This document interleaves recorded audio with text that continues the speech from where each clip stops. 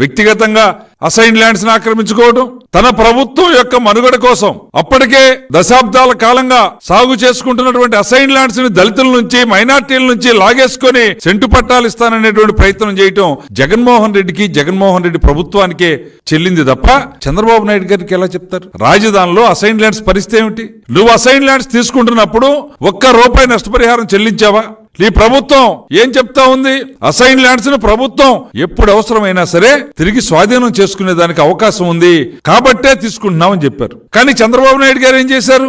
రాజధాని ప్రాంతంలో ఉన్నటువంటి అసైన్డ్ రైతులకి ఎవరైతే అసైన్ ల్యాండ్స్, చెరువు శిఖాలు, కుంట పోరంబోకులు, వాగు పోరంబోకులు ఏదైనా సరే అంటే డీకే పట్టా ఇవ్వటానికి కూడా అర్హత లేనటువంటి భూములకు కూడా రాజధానిలో పట్టాదారులకి ఏ విధంగా అయితే 2 పంటలు పండేవి 3 పంటలు పండేటువంటి భూములకి ఏ విధంగా అయితే కొద్దిపాటి వ్యత్యాసంతో returnable plots, residential commercial plots ని అలాట్ చేయడం జరిగిందో, ఎకరాకి 1000 గజాలు 1200 గజాలు భూములు కేటాయించడం జరిగిందో, అదే విధంగా అసైన్ ల్యాండ్ రైతులకు కూడా 800 గజాల భూమిని ఇవ్వాలి.